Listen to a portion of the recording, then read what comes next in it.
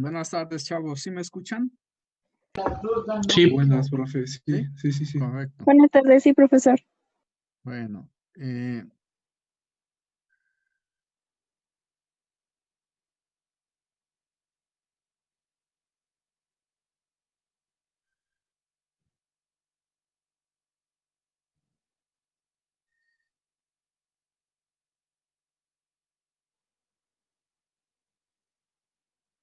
caray, esto no es.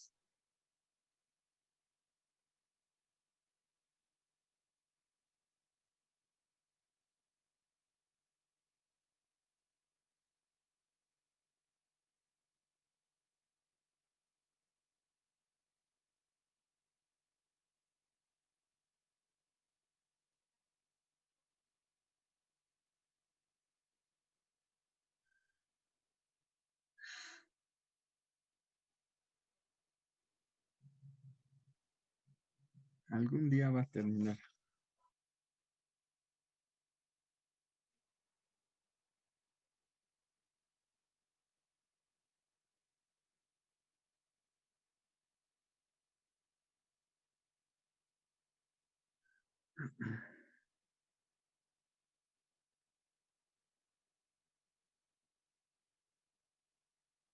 Bueno,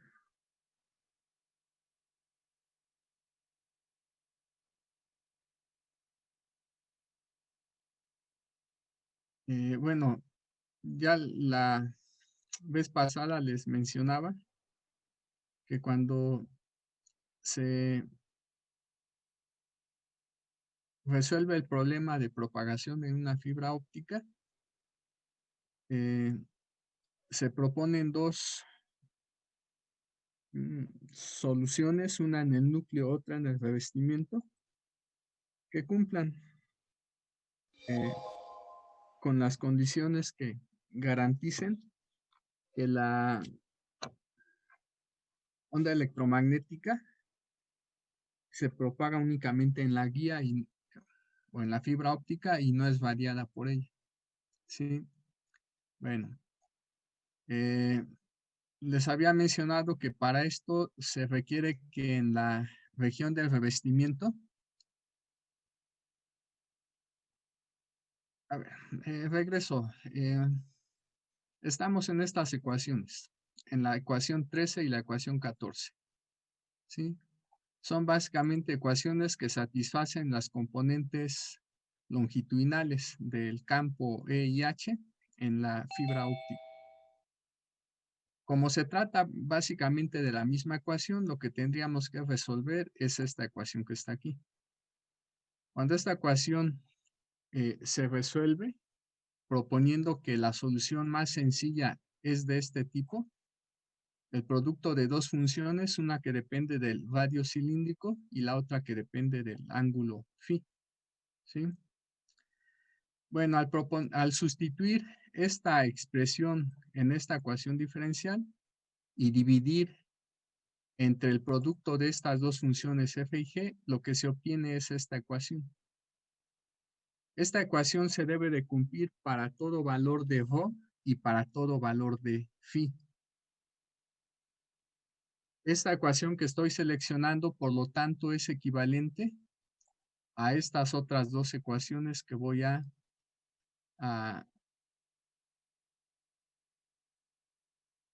marcar con un rectángulo, ¿sí? La ecuación de aquí es equivalente a las dos de abajo.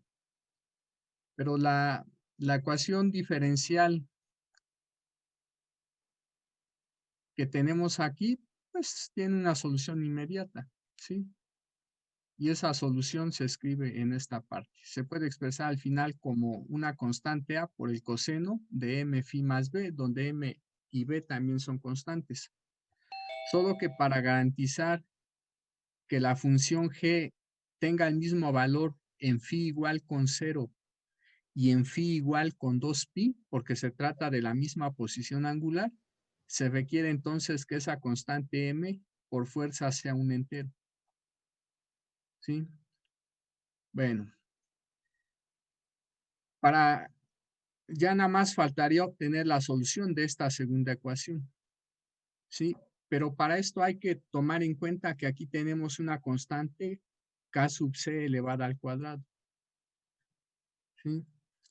Cuando se considera la solución en el núcleo de la fibra, se propone que esta constante K sub C al cuadrado sea una cantidad positiva.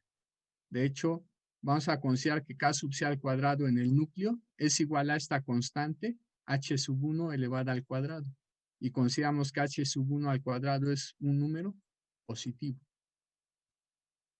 Pero si queremos obtener la solución en el revestimiento, ahora vamos a suponer que K sub C al cuadrado es una cantidad negativa e igual a menos esta constante H sub 2 elevada al cuadrado.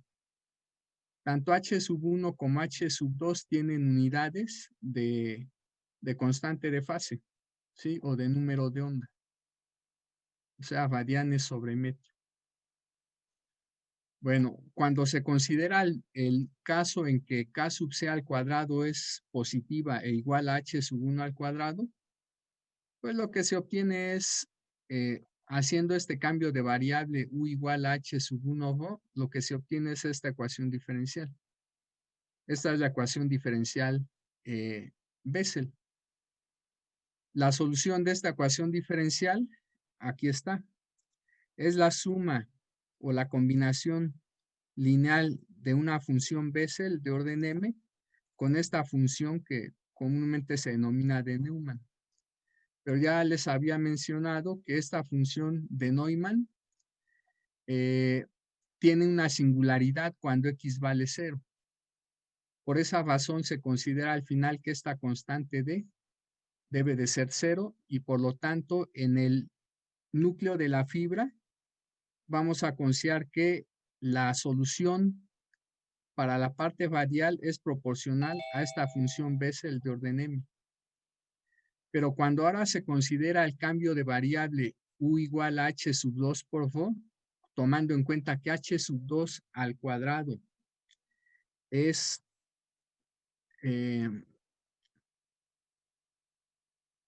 bueno, positiva, pero menos h sub 2 al cuadrado es la constante k sub c al cuadrado. Bueno, si consideramos ahora este cambio de variable, se obtiene esta ecuación diferencial.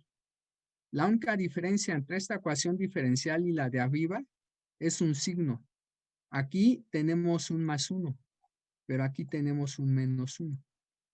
Esta ecuación diferencial se conoce como la ecuación diferencial de Bessel modificada. Una solución para esta ecuación diferencial de Bessel modificada es dada por estas dos, por esta expresión. Es una combinación lineal de dos funciones.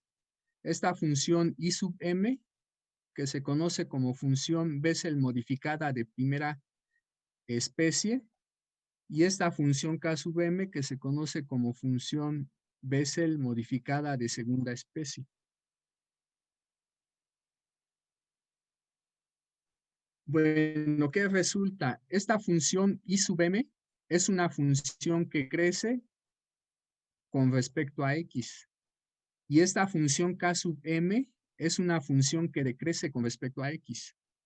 Como lo que nosotros queremos es que esa fibra óptica no radie, entonces la primera condición para que la fibra óptica no radie se requiere que esta constante E valga 0 y por lo tanto en la parte del revestimiento consideramos que la solución para la parte radial es proporcional a esta función K sub m, que es de hecho una función que decrece con respecto a x y de hecho el decrecimiento es de tipo exponencial. Bueno, las expresiones para esas funciones,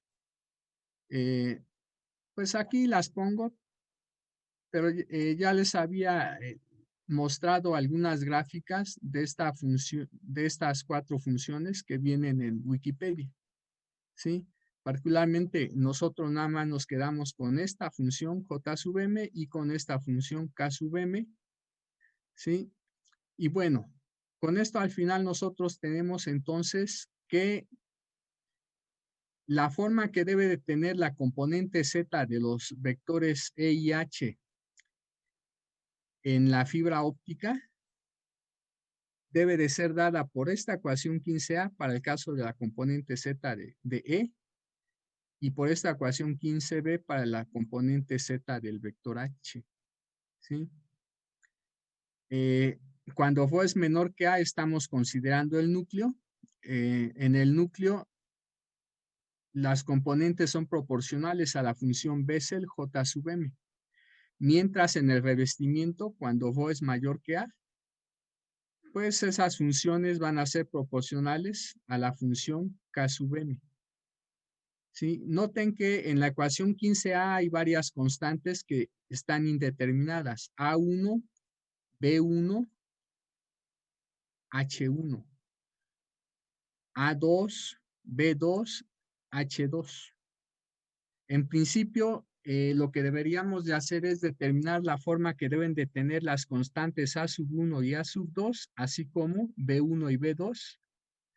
Y en la ecuación 15B deberíamos de obtener los valores que deben de tener estas constantes C1 y C2, así como D1 y D2. Los valores que toman esas constantes, ¿cómo se determinan? Aplicando condiciones de frontera. Pero para esto, primero, ¿qué podemos hacer? Si tomamos en cuenta las ecuaciones 15A y 15B, vamos a sustituir 15A y 15B en estas ecuaciones 9, 10, 11 y 12. Sustituyendo en las ecuaciones 10 a 12, obtendríamos con esto las componentes transversales de los vectores E y H. Haciendo esa sustitución, entonces, de las componentes Z de E y H en esas ecuaciones mencionadas y realizando las operaciones correspondientes, para la componente radial del campo E se obtiene la ecuación 15C, para la componente phi la ecuación 15D, para la componente rho del vector H la ecuación 15E y para la componente phi del vector H la ecuación 15F. ¿Qué es lo que podemos hacer ahora? Aplicar condiciones de frontera. Primero hay que tomar en cuenta que la constante H1 elevada al cuadrado va a ser igual a esto, a esta diferencia, y menos la constante H sub 2 elevada al cuadrado va a ser igual a esta diferencia. ¿Sí? Esas son las ecuaciones 15G y 15H que relacionan las constantes H1 y H2 con la constante de fase en la guía, con la K sub G. Les recuerdo que el Neri Vela, en lugar de usar K sub G, simplemente utiliza beta. ¿Sí? Bueno, si nosotros aplicamos las condiciones de frontera que vamos a tener en la superficie que separa los dos medios dieléctricos que forman la fibra óptica, van a estar dadas por estas cuatro ecuaciones. Particularmente esta ecuación, cuando se expresa en coordenadas cilíndricas, permite obtener esta ecuación 16A.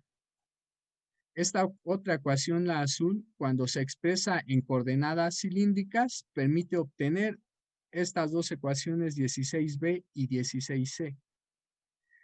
Esta ecuación que está en cian, expresada en cilíndricas, determina esta ecuación 16D. Y esta ecuación que está en verde, expresada en cilíndricas, determina estas dos ecuaciones que están en color verde, la 16C y 16F. Si nosotros tomamos en cuenta la expresión para las componentes de los vectores E y H, que están aquí en esta página, ¿sí? Tanto las componentes transversales como las componentes longitudinales, y sustituimos, por ejemplo, primero en la ecuación 16B, cuando sustituimos la ecuación 15A en la ecuación 16B, la ecuación 15A es la ecuación que nos dice cómo es la componente Z del vector E en el núcleo y en el revestimiento.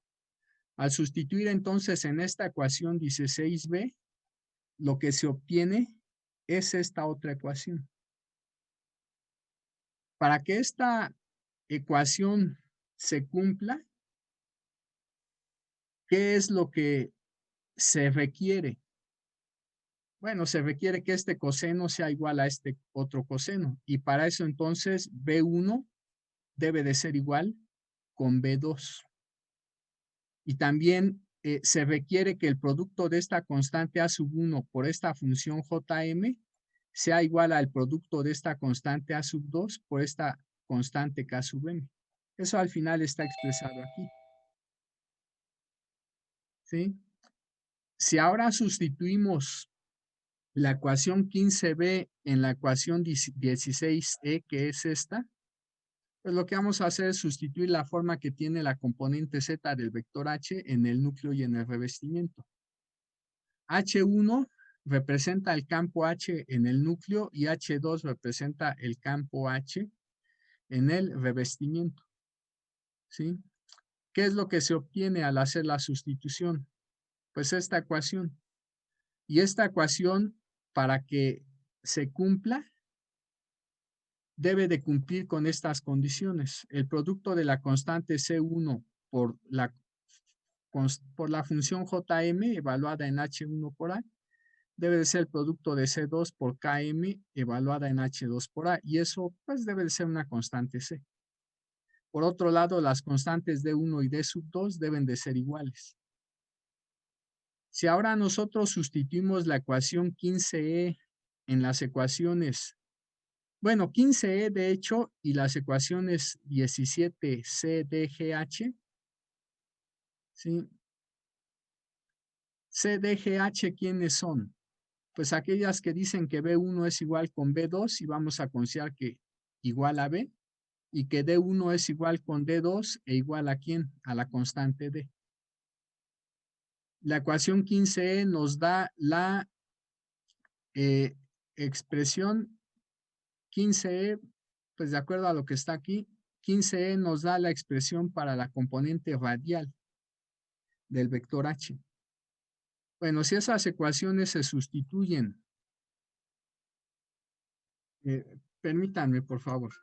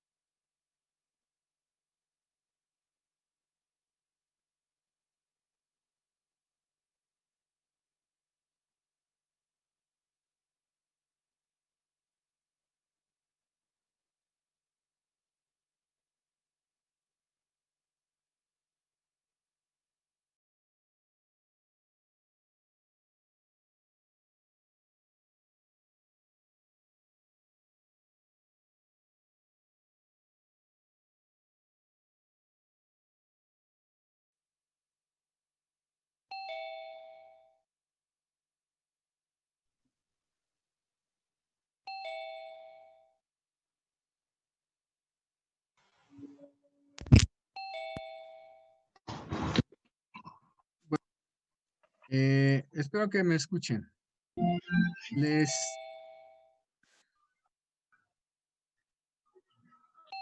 Les decía entonces que al hacer la sustitución, lo que se obtiene es esta ecuación café.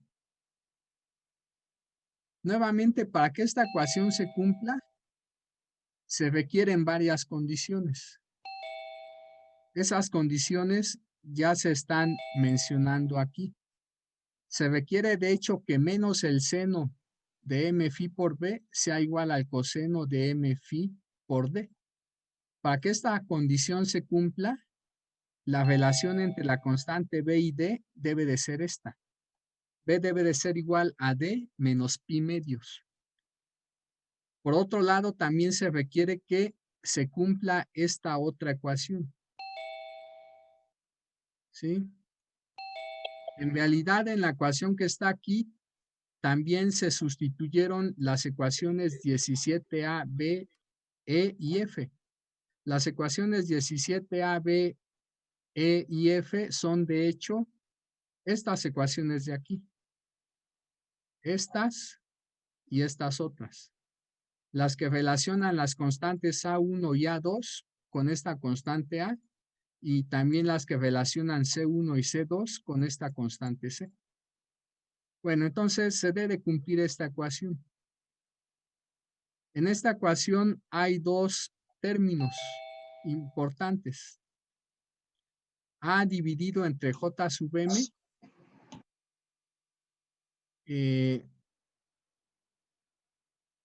Bueno, perdón, A, en este caso A y C, porque son de hecho las constantes que en principio no conocemos, las constantes A y C. Entonces lo que vamos a hacer de hecho de esta ecuación es despejar el cociente de A entre C. Al despejar A entre C se obtiene esto. Simplemente este factor ya lo podríamos pasar del otro lado de la igualdad, ya saben que pasa dividiendo. Con eso entonces se obtiene pues esa ecuación 17J. Esta es la ecuación 17J. Si ahora nosotros sustituimos las ecuaciones 15C y otra vez 17C de GH en la ecuación 16D, la ecuación 16D es esta, la que establece esta relación entre las componentes radiales del vector E. Bueno, al hacer la sustitución se obtiene esta ecuación que está aquí. Pero resulta que, tomando en cuenta que B es igual a D menos pi medios, resulta al final que este coseno debe de ser igual a este seno, e igual a este coseno, e igual a este seno. ¿Sí? Y lo que nos queda es la ecuación que tenemos aquí abajo. De esta ecuación que está aquí abajo, nuevamente podemos despejar el cociente de A entre C. ¿Sí? Bueno, lo que se obtendría al final es esta ecuación 17K. De ahí ya fácilmente se puede despejar el cociente A entre C. Y podríamos particularmente igualar lo que resulta de despejar A entre C de la ecuación 17K y también lo que resulta de despejar A entre C de esta ecuación 17J. ¿Sí? Bueno, esa igualación la hice más adelante. Si se vuelven a aplicar otras condiciones de frontera, por ejemplo, otra vez estas ecuaciones 15D, 17DGH se sustituyen en esta ecuación, el resultado final que se obtiene después de realizar algunos pasos algebraicos es este.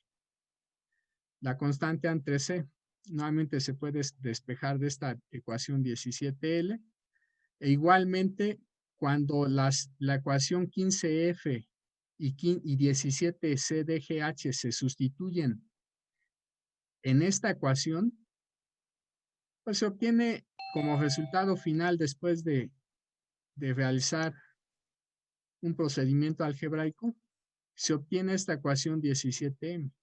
De aquí también podríamos despejar A entre C y igualar eso con lo que resulta de despejar A entre C de esta ecuación 17 17L. Bueno, para pronto. Cuando la ecuación 17J se sustituye en 17K, se obtiene esta ecuación. Y cuando 17N se sustituye en 17M, se obtiene esta ecuación. Resulta que estas ecuaciones 17N y 17O son de hecho ecuaciones equivalentes. ¿Sí? Significa que nada más requerimos una, no ambas. ¿Sí? Bueno.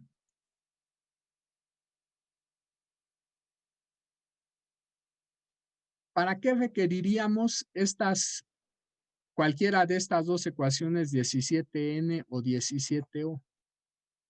Bueno, noten ustedes que de entrada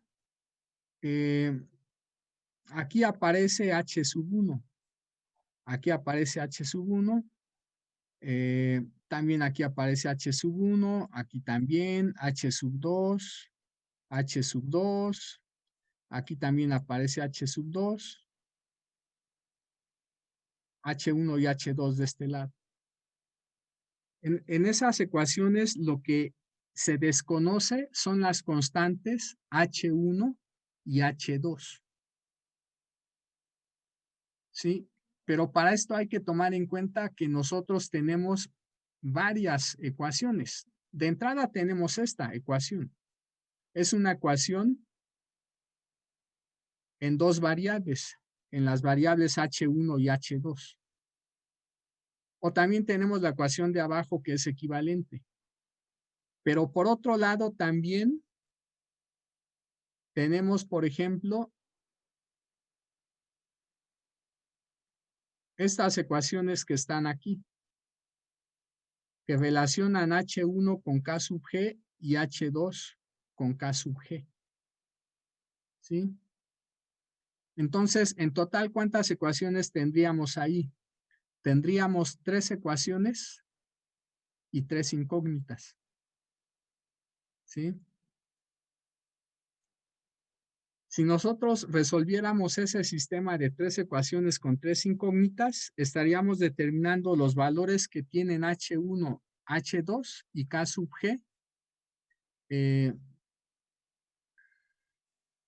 Y que están relacionados con pues, las expresiones de campo eléctrico y de campo magnético que se propagan en esa fibra óptica. ¿Sí?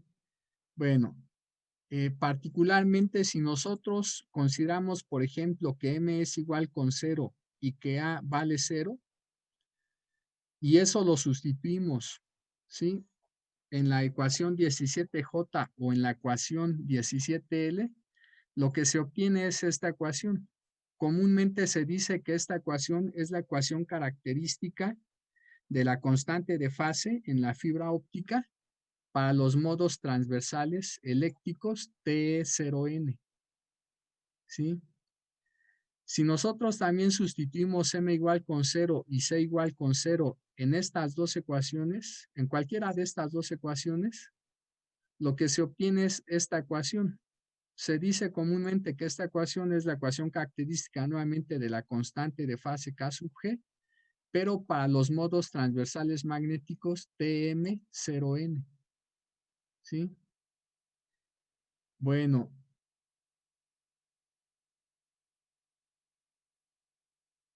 Y si nosotros consideramos ya que M es distinta de 0, esta ecuación que está aquí se dice comúnmente que representa o es la ecuación característica, ¿sí?, de la constante de fase en la guía para dos tipos de modos. Para los modos EH, MN y para los modos HE, MN. En la fibra óptica hay 4 tipos de modos de propagación. Los modos transversales eléctricos TE, 0N, y los modos transversales magnéticos TM, 0N. junto con estos dos modos que se conocen como modos híbridos, ¿sí? En el modo EHMN, el campo eléctrico resulta ser de una magnitud mayor, ¿sí? En comparación con H, y en los modos HEMN, está aquí, pues va a ser de una magnitud mayor en comparación con este de aquí, ¿sí?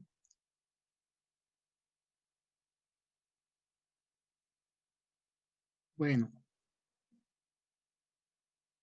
lo que tengo capturado por el momento es hasta aquí, pero ya tengo preparadas algunas capturas que hice del Nerivela para ver rápidamente lo más importante relacionado con el análisis de la fibra óptica. Primero,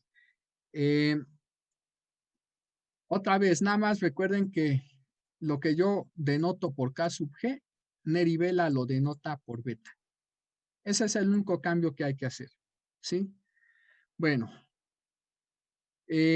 primero lo que hace Nerivela es definir una constante P que va a ser el producto de H1 por A y una constante Q que va a ser el producto de H2 por A. Bajo esta notación, esta ecuación característica que les había presentado y que ya se ve de hecho, pero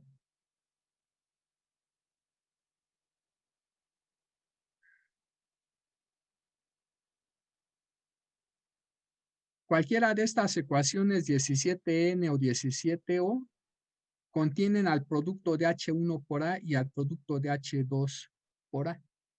H1 por A lo vamos a denotar por P y H2 por A lo vamos a denotar por Q, como lo hace Nerivela, ¿sí?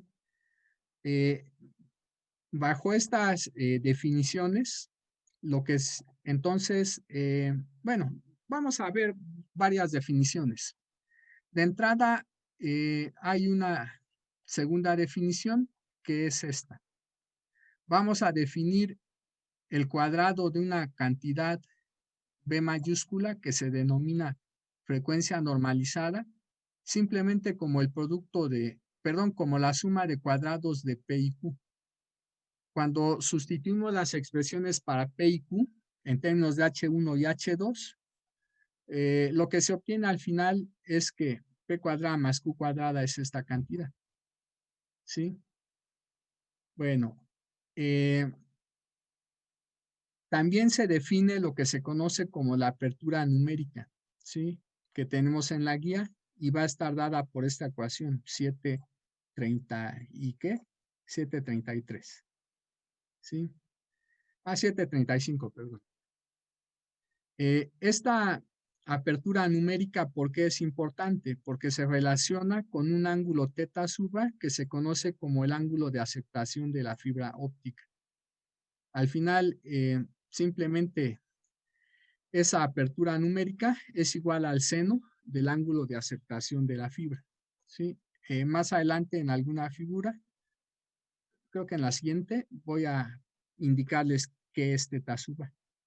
Bueno, si nosotros sustituimos la expresión para NA en esta ecuación y despejamos el ángulo de aceptación, lo que se obtendría es esta ecuación 737. Bueno, ¿qué es el ángulo de aceptación? El ángulo que tenemos aquí, ¿sí? Esto que está aquí es el núcleo de la fibra, tenemos el revestimiento y lo que nosotros al final enviamos, pues es un rayo de luz, ¿sí? Infrarroja, que se va a propagar a través de este núcleo, ¿sí? Teta sub 0, ¿qué es al final? Teta sub 0 es el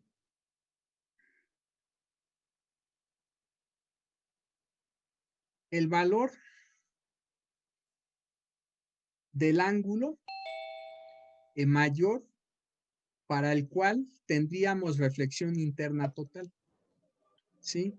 Para pronto, Si nosotros enviamos un haz de luz que, por ejemplo, tenga esta dirección, o esta dirección, o esta dirección, nosotros garantizaríamos que esos rayos de luz que forman un ángulo menor o igual que θ sub 0, se van a reflejar internamente, ¿sí?, en la frontera que separa el núcleo del revestimiento. Pero si nosotros enviáramos, por ejemplo, un rayo de luz como el que voy ahorita a graficar, ¿sí?, si el ángulo que forma con respecto a la superficie es mayor que θ sub 0, resulta que en esta situación el rayo que logra penetrar el núcleo no va a reflejarse completamente, ¿sí? De hecho,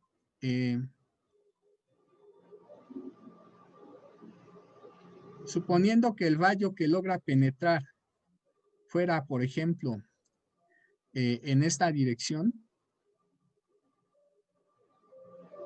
una vez que llega a la interfase que separa el núcleo del revestimiento, habrá una parte de ese rayo que se transmite al medio 2 y habrá otra parte que se refleja, ¿sí? Obviamente lo que interesa es que el ángulo que forme el rayo con respecto a la superficie de separación del núcleo y del revestimiento siempre sea menor que ese ángulo θ sub 0, ¿sí? Considerando ya que θ sub 0 fuera el ángulo de aceptación, ¿sí? Bueno, en el Neri Vela se menciona que para resolver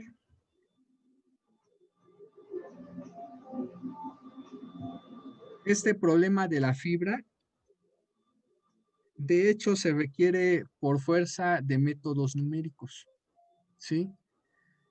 Pero se pueden obtener aproximaciones bastante buenas sin necesidad de utilizar esos métodos numéricos. Para esto lo que se hace es pues resolver la ecuación característica, pero utilizando un método que se conoce como de conducción débil. ¿En qué consiste ese método de aproximación de conducción débil? Primero, para que pueda aplicarse se requieren varias condiciones. Una de ellas es que la diferencia entre los índices de refracción del núcleo y del revestimiento sea una cantidad muy, pero muy pequeña. Para que esta condición se cumpla, entonces, ¿qué se requiere? Que las constantes ε1 y ε2 de los dieléctricos que forman el núcleo y revestimiento sean casi iguales, ¿sí? En realidad, ε1 debe de ser mayor que ε2, pero deben de ser aproximadamente iguales, ¿sí? Bueno, si se considera que ε1 y ε2 son aproximadamente iguales, entonces la constante K sub G, que como mencioné, Neri Vela denota por beta, debe de cumplir al final con esta ecuación, ¿sí? Beta al cuadrado o K sub G al cuadrado debe de ser igual a esto que está aquí, a omega cuadrada mu sub 0 ε1. Bueno, si nosotros consideramos que ε1 es aproximadamente ε2 y que K sub G al cuadrado es aproximadamente esto que está aquí, entonces esas expresiones se sustituyen en la ecuación característica de la guía. Entonces, ¿con eso qué se obtiene? Al hacer esas consideraciones, ¿sí?, y sustituir en la ecuación característica para los modos EH y HE, se obtiene esta ecuación 738. ¿Sí? En esta ecuación 738 ya no aparecen ε1 y ε2 porque consideramos que eran aproximadamente iguales. Tampoco aparece aquí de manera explícita la constante K sub G que antes aparecía, ¿sí? Porque consideramos que K sub G al cuadrado o beta cuadrada, ¿sí? Era igual a omega cuadrada mu 0 por epsilon 1, ¿sí? Bueno, entonces tenemos esta ecuación 738. Si nosotros quisiéramos determinar entonces las constantes de corte, perdón, las frecuencias de corte que vamos a tener en la guía, ¿qué es lo que se requiere? Se requiere resolver un sistema de ecuaciones, ¿sí? Una de esas ecuaciones debe de ser esta ecuación 738, ¿sí? Pero para esto, ¿qué se requiere también? Tomando en cuenta que en esta ecuación 738 aparecen las derivadas de la función Bessel, Jm, y de la otra función Bessel modificada K sub m, entonces en principio lo que se hace es utilizar algunas identidades que relacionen las derivadas de funciones Bessel con la suma de funciones Bessel. Para pronto, estas dos ecuaciones relacionan la derivada de la función Bessel de orden m con funciones Bessel de orden m más 1 y de orden m menos 1. Y las dos ecuaciones de aquí relacionan las derivadas de esta función Bessel, K sub m, pues con funciones Bessel, K sub m más 1 y K sub m menos 1. Para pronto, si algunas de estas ecuaciones se sustituyen en la ecuación anterior, ¿sí? La 735, si no mal recuerdo, lo que se va a obtener, ¿sí? En un primer caso se obtienen estas ecuaciones 744 y 745, ¿sí? Como ahí se está mencionando, la ecuación 744 representa las soluciones que se van a tener para los modos híbridos EH, y la 745 la solución para los modos híbridos HE, ¿sí? ¿Pero qué se requiere entonces? Se requiere de hecho resolver la ecuación 744 junto con esta ecuación que tenemos aquí. Si resolvemos 744 junto con esta ecuación, entonces lo que obtendríamos al final pues es la solución para los modos EH. Y si resolviéramos esta ecuación 745 junto con esta ecuación de aquí, obtendríamos la solución para los modos HE. Particularmente de esa solución obtendríamos las frecuencias de corte para cada modo, ¿sí? Bueno. En el mismo Neri Vela se hace mención que algunos autores proponen estas dos ecuaciones 747, ¿sí? Una ecuación se obtiene cuando se consideran los signos que tenemos arriba y otra ecuación corresponde a los signos que tenemos abajo, ¿sí? Como aquí se indica, cuando se considera el signo superior, la ecuación resultante está asociada con los modos híbridos HE, y cuando se considera el signo inferior, pues la ecuación está asociada a los modos híbridos EH, ¿sí? Bueno, una expresión para la frecuencia normalizada B es dada por esta ecuación 734. ¿Sí? Ya está escrita al final en términos de la apertura numérica, que es la que tenemos aquí. ¿Sí?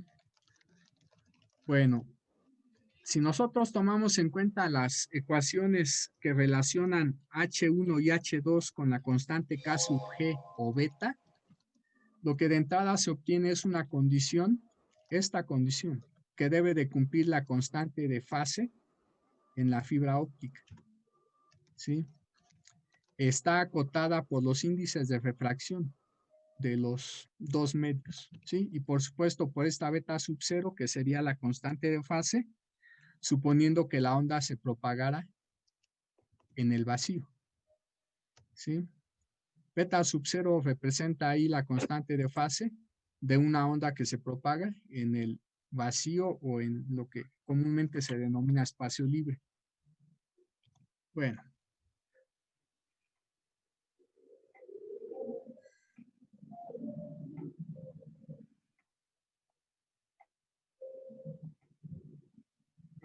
La constante K sub G o beta, pues también va a cumplir con esta ecuación, ¿sí? Con esta ecuación 749 o con una ecuación equivalente cuando se considera la constante Q, ¿sí? Una ecuación parecida más bien. Bueno, aquí en el Neri Vela lo que ya se aparecen en estas tablas, bueno, en esta tabla de hecho, son las condiciones que deben de cumplir los modos transversal eléctrico, transversal magnético, así como los modos híbridos, ¿sí? Con estas condiciones, lo que se obtiene al final es la frecuencia de corte para cada uno de los modos de propagación. Aquí la constante B sub C representa la frecuencia de corte normalizada, ¿sí? Frecuencia de corte normalizada para los modos que aquí se están indicando. Por ejemplo, para obtener la frecuencia de corte normalizada de los modos TE0N o TM0N, lo único que debemos de tomar en cuenta son las raíces de esta función Bessel de orden 0. Y bueno, y aquí pues se escriben las tres primeras raíces de esa función Bessel de orden 0. ¿Sí? ¿Esto qué significa? Que la frecuencia de corte normalizada para el modo TE10 debe de ser igual a 2.405. ¿Sí? La frecuencia de corte normalizada para el modo, bueno, aquí está mal, perdón, 0, 1. ¿Sí?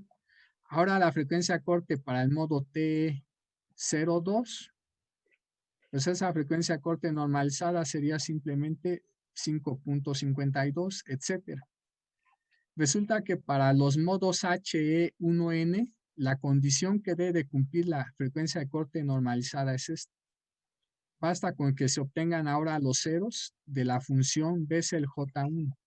Y aquí están los primeros ceros de la función Bessel J1. ¿Sí? Aquí tenemos 0. ¿Esto qué significa? Que el modo HE11, en la fibra óptica es de hecho el modo fundamental. ¿Cuál es la frecuencia de corte para este modo? 0. La frecuencia 0. Comúnmente se dice que este modo, el HE11, no tiene frecuencia de corte. ¿Sí? Bueno, la frecuencia de corte normalizada para el modo HE21, pues sería dada por 3.83, etcétera. Igualmente aquí aparecen también la condición que debe de cumplir, la condición que debe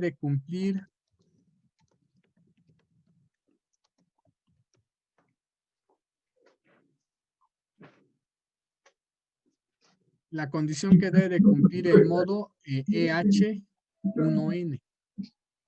¿Sí? La condición que debe cumplir el modo EH1N es esa que está ahí junto con otra condición, esta constante B sub C no puede ser 0. Esta tabla está incompleta. Se debe cumplir, de hecho, que B sub C debe de ser un 0 de esta función Bessel, pero además que B sub C debe de ser distinta de 0. ¿Sí? Cuando se toma en cuenta que B sub C debe de ser distinta de 0, pues se obtienen estas frecuencias de corte normalizadas para los primeros modos EH1N.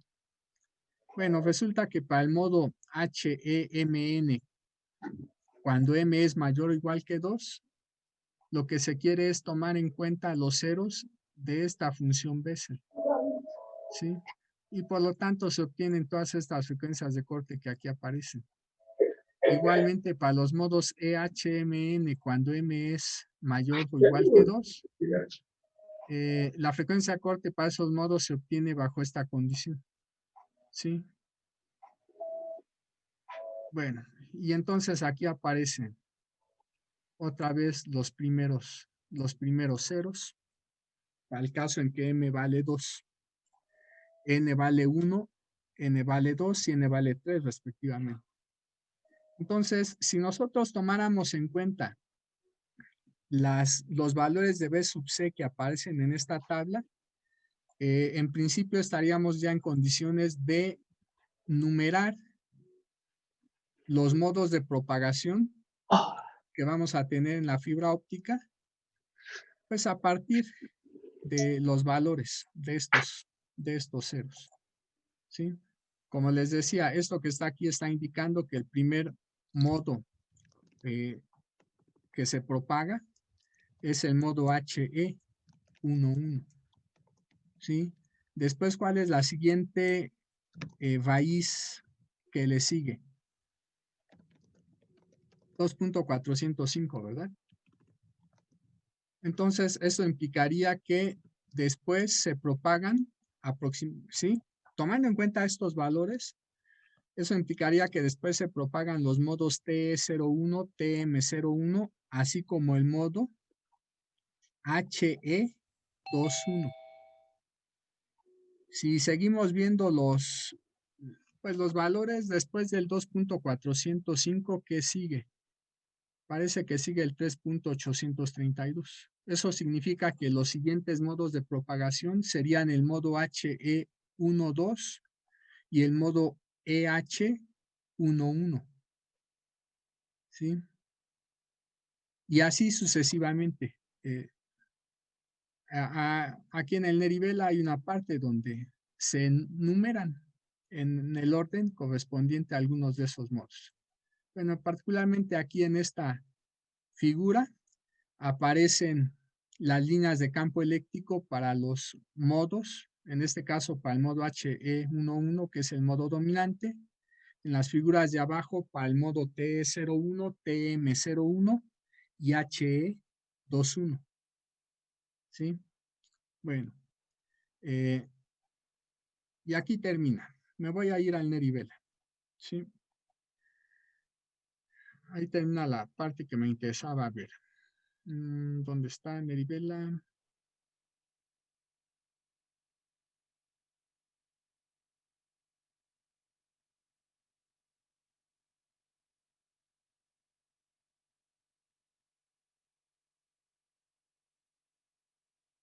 Bueno, aquí es.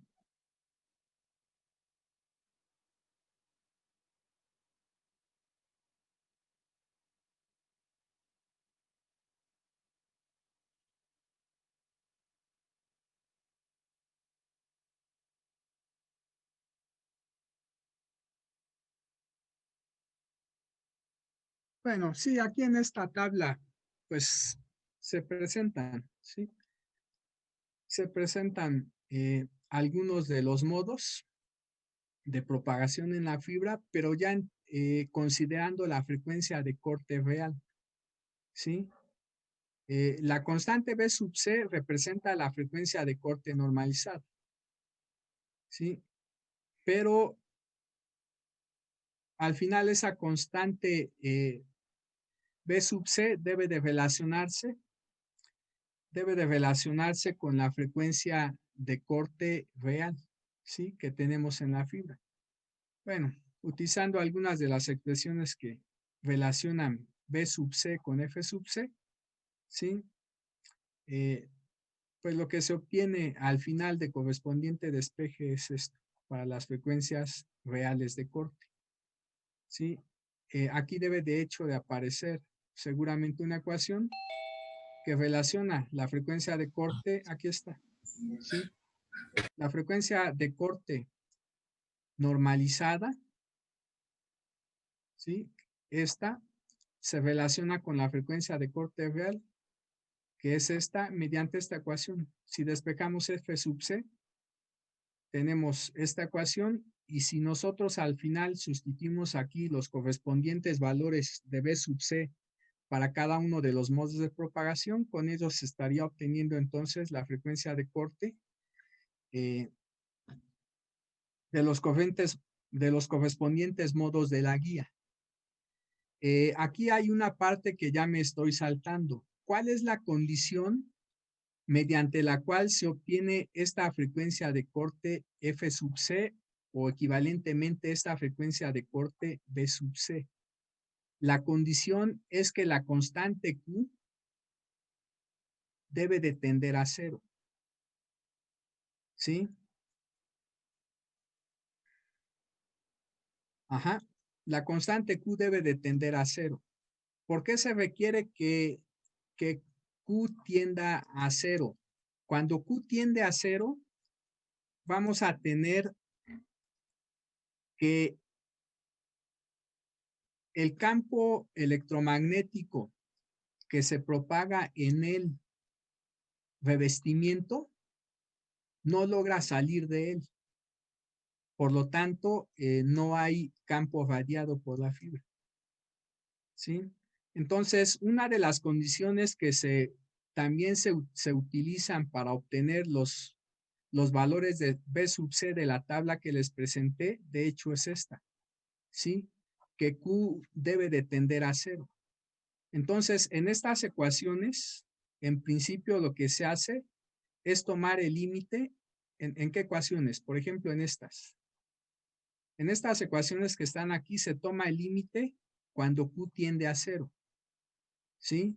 Y también en estas otras ecuaciones que están aquí se toma el límite cuando Q tiende a cero, ¿sí? Y se toman en cuenta, por supuesto, los valores que tienen estas funciones Bessel cuando Q tiende a cero, ¿sí?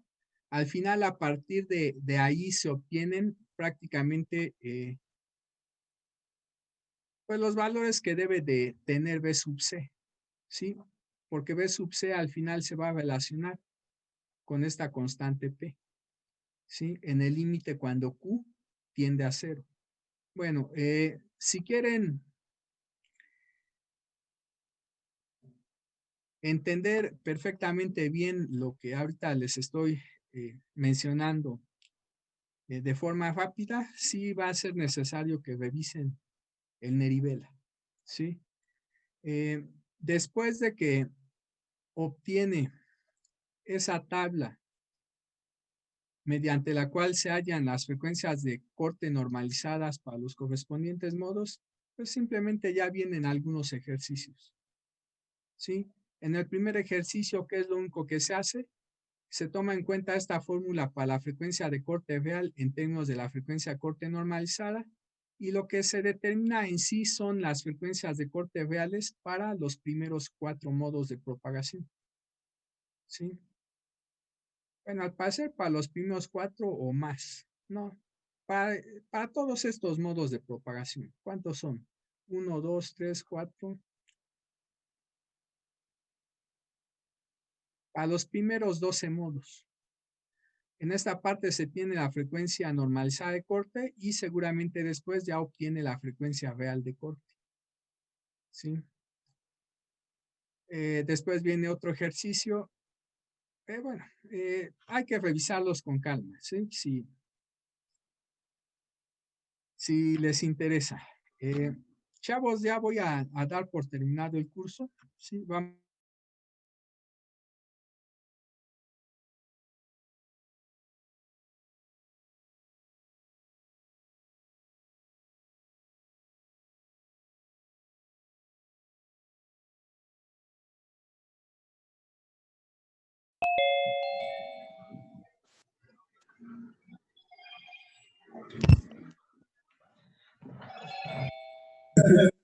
Les comentaba, Ayer ves que nos dijeron que pasó.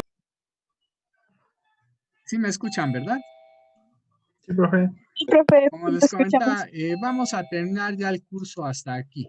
¿Qué nos faltó por ver? Bueno, nos faltaron por ver algunas secciones que vienen en el Nerivela relacionadas, por ejemplo, con polarización, ¿sí? De los campos que se propagan en la fibra. También faltó ver la parte que tiene que ver con líneas de microcinta. Pero regularmente la parte que tiene que ver con líneas de microcinta es a un nivel introductorio muy superficial. Por lo regular, eso viene en 2 páginas, en el Cheng o en el Sadiku. Entonces, ¿qué les recomiendo? Revisen por favor la parte de microcinta que viene en el Cheng o en el Sadiku. Son a lo más 4 páginas, ¿sí? En las que se expone de manera superficial pues algo relacionado con la impedancia característica en una línea de microcinta y con la aplicación de esa fórmula y otra que se maneja, ¿sí? Bueno, no sé si tengan alguna pregunta.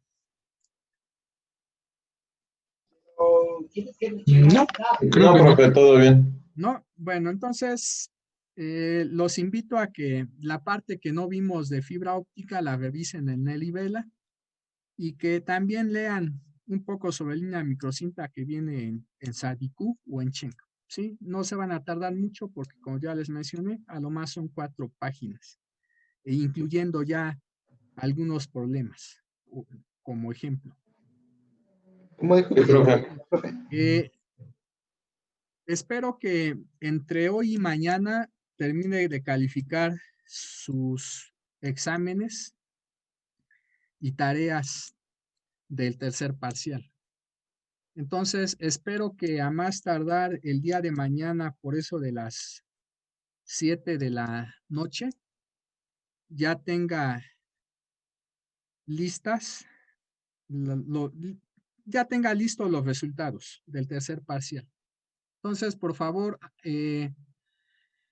una vez que yo termine pues de hacer el promedio de su calificación, voy a habilitar en la página de la CIMES virtual las secciones de los exámenes que presentaron y de la tarea que entregaron el día domingo para que puedan consultar cuál es la calificación que obtuvieron en cada uno de ellos y con ello puedan entonces obtener su calificación del tercer parcial y la comparen con la calificación que voy a subir al SAES.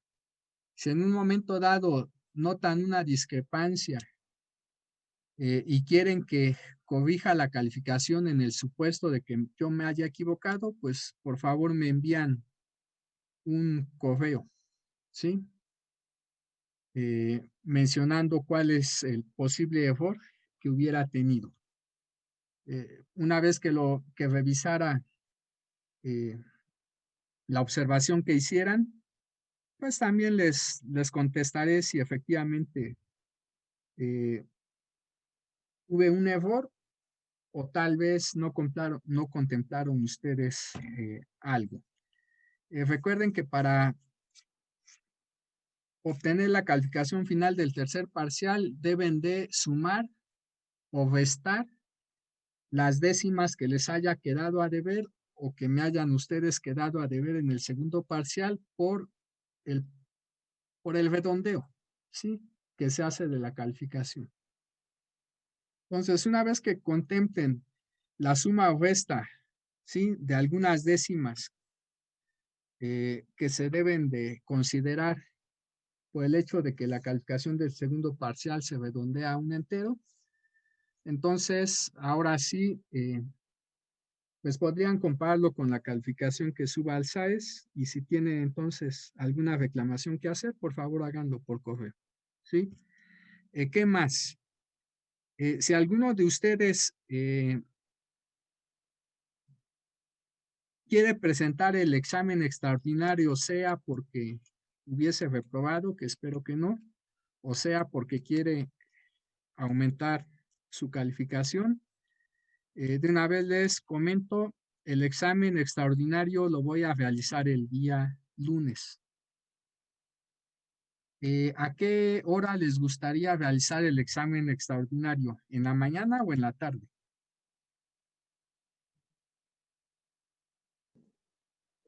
Pues en la tarde. ¿En la tarde? ¿A la hora de la clase o antes? A la clase, profe. Sí, bueno, tomen en cuenta que el examen extraordinario va a tener una duración a lo más de 2 horas. ¿Sí? ¿Y qué más? En el examen extraordinario yo les voy a presentar una lista de ejercicios. Ustedes elegirían cuáles de ellos resolver. ¿Sí? Cada uno de esos ejercicios va a tener una determinada puntuación. Los ejercicios, digamos, más difíciles tienen mayor puntuación, los más sencillos tienen menor puntuación. En ese examen ustedes eligen los ejercicios que quieren resolver, los resuelven, toman foto y suben pues, las fotografías de su solución, ¿sí? En ese examen no van a tener que escribir ningún resultado, ¿sí? Simplemente resuelven el problema, toman foto del desarrollo y obviamente de los resultados finales, y eso es lo que yo estaría calificando. Bueno, no sé si tengan alguna pregunta antes de proceder ya a finalizar la sesión. Profe, nada más tantito, bueno, ahorita que después se vayan todos, ¿me regalaría 5 minutos? Rápido, nada más es para comentarle algo. ¿No lo puedes comentar No, estando todos? no. Bueno, ¿alguna pregunta, chavos, que tengan que hacer? ¿Duda, inquietud? No. ¿No? Bueno, No, profe, chavos, todo pues bien. entonces nos vemos. Fue un Profe. gusto haberles dado clase. Profe, Ajá. en el curso anterior que dio de transformadas, dio un libro de transformadas Z, ¿me lo podría dar? Bueno, el nombre. No me acuerdo, compañero. Oh. Que no lo encuentro. Pero uno de ellos me parece que es, uno de los autores creo que es Oppenheim. Y el libro es de teoría de sistemas. ¿Sí? ¿Cuál es el problema de ese libro? En ese libro viene la transformada Z, así como la transformada de Laplace general. Ajá. ¿Sí? La transformada de Laplace y la transformada Z que por lo regular se ve hasta donde tengo entendido en la licenciatura, bueno, en la carrera, es la transformada de Laplace unilateral y la transformada también Z unilateral. ¿Sí? ¿Por qué? Porque resulta ser más sencillo. Si se analiza la transformada de Laplace y la transformada Z general, es mucho más complicado, ¿sí? Porque de hecho se toman en cuenta las dos transformadas unilaterales. Sin embargo, cuando se ve solamente una, el problema es mucho más sencillo. Pero bueno, en el Oppenheim, me pasa que sí es Oppenheim, teoría de sistemas.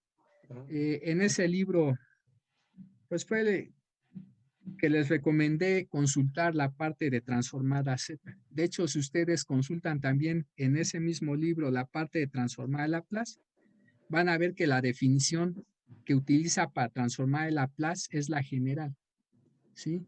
Una que involucra una integral que va desde menos infinito a infinito. La transformada de Laplace que nosotros vimos en ese curso es la unilateral, que incluye únicamente una integración desde 0 hasta infinito, porque únicamente supusimos que las funciones estaban definidas para tiempos positivos. no para tiempos negativos. Bueno, me pasa que ese es el libro. ¿Otra pregunta? Gracias, profe. Bueno, más que pregunta es agradecimiento, profe. Gracias por darnos clase a pesar de las circunstancias. Bueno, chavos, no hay nada que agradecer, es finalmente mi trabajo. Pues No. entonces nos vemos, chavos. Nada más se queda la persona que me pidió algunos minutos. Hasta luego, profe. Gusto estar con Gracias. nosotros. Hasta Espero luego. Gracias, encontrarlo profe. después. A ustedes, gracias. Hasta luego, profe, un gusto. Sí, igualmente. Vale, profe, nos vemos. Sí, nos vemos. Luego, profe. Hasta luego, compañero. Gracias, profe. Hasta luego. Hasta luego.